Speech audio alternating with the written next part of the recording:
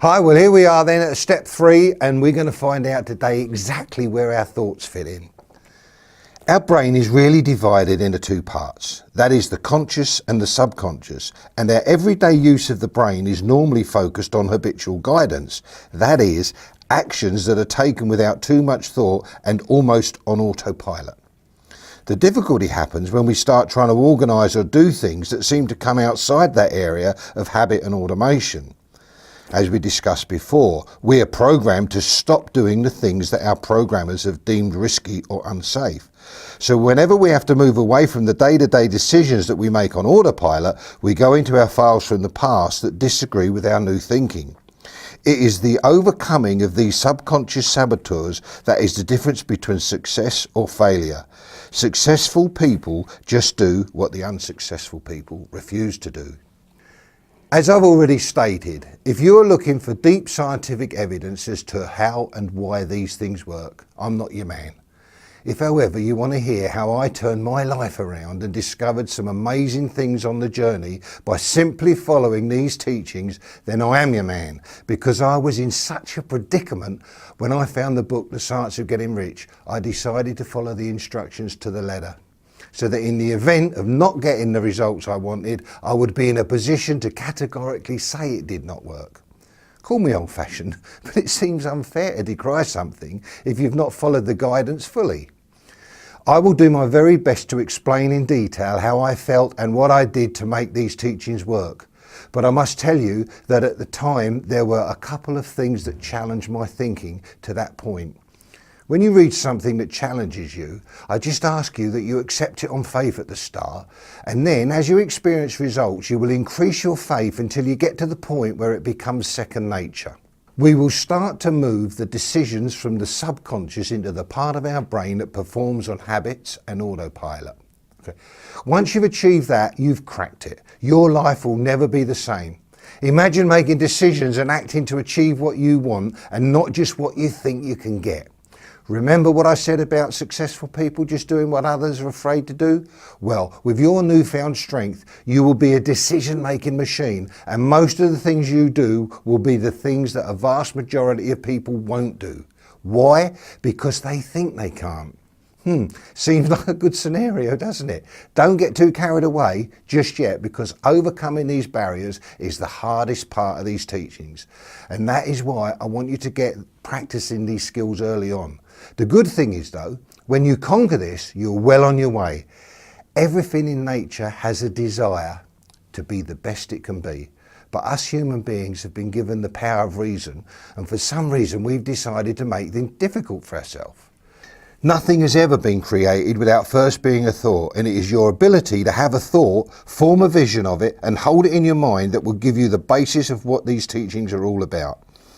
It is amazing, but we think in pictures, so any thought that you have is immediately turned into a visual image. We don't always notice this, but if you want to test it, just think of a dog and try not to picture a dog. It is the same for anything you think about, and the more you try and suppress it, the clearer it becomes. In the book, Wallace Wattles, when talking about thought, says, "A person's way of doing things is the direct result of the way he thinks about things. To do things in the way you want to do them, you will have to acquire the ability to think the way you want to think. This is the first step towards getting rich. To think what you want to think means to think the truth rather than appearances." Sounds complicated, eh? Well, all Wally's saying is that you must not let your past programming give you a false view of what you now know to be the truth. It is people allowing what they think to be true as opposed to what is true that stops them forming their vision and ultimately stops them achieving success.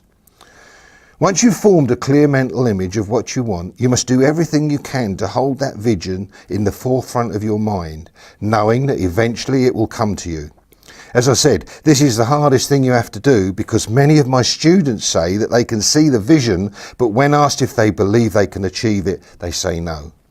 This is no good, because it is the vision coupled with the faith and belief in receiving it that is the basis of all these teachings. And having the vision without the belief that you will receive it is nothing more than daydreaming.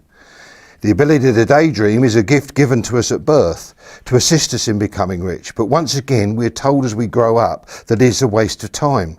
And I remember clearly getting punished for daydreaming in class when I was very young. Can you see here how we've rearranged things to such an extent that we've even made one of the most important ingredients of these teachings something to be ridiculed?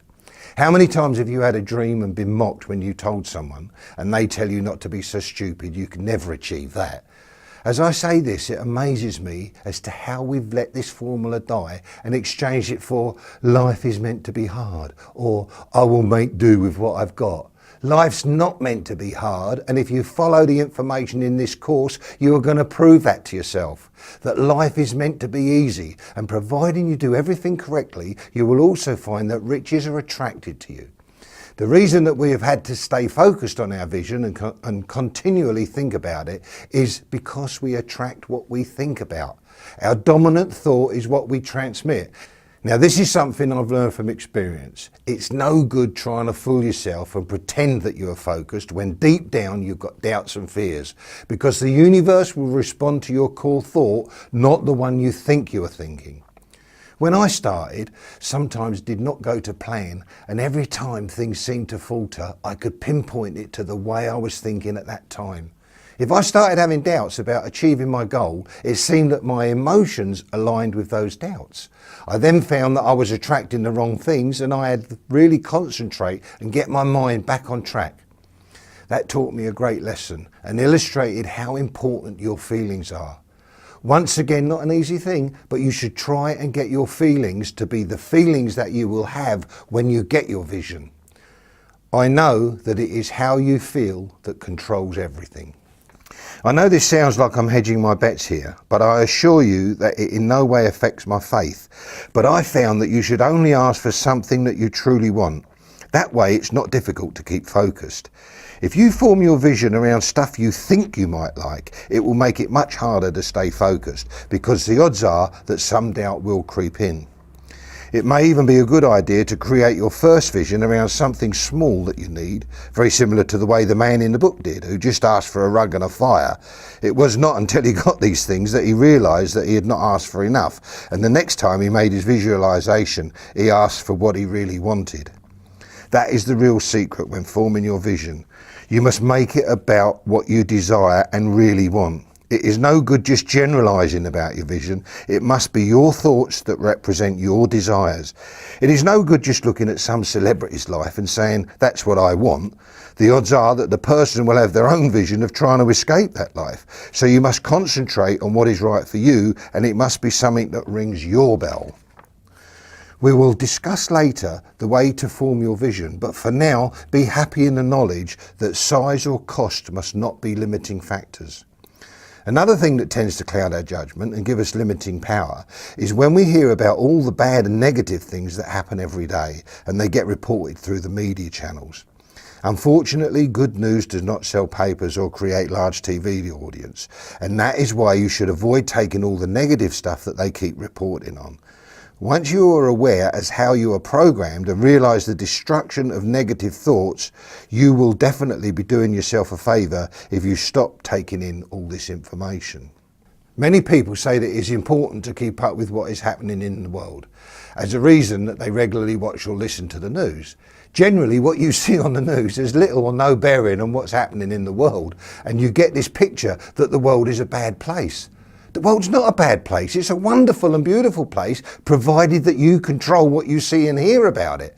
Out of the huge pool of stories available each day, the person that is compiling the news you watch or read each day will only use one criteria for selection, and that is, will this shock, amaze and frighten you?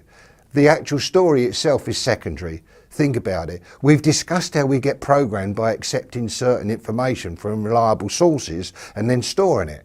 And by the same token, world events can be portrayed through the mass media, and we're actually storing information that may not be 100% true. It made a huge difference when I adopted a news-free zone, and it was amazing the extra hours per day it freed up for me. And I knew that if anything terrible happened in the world that personally affected me, someone would be sure to let me know. So there's a bit to think about our thoughts. Get that straight, and we'll see you on the next step. Thanks very much.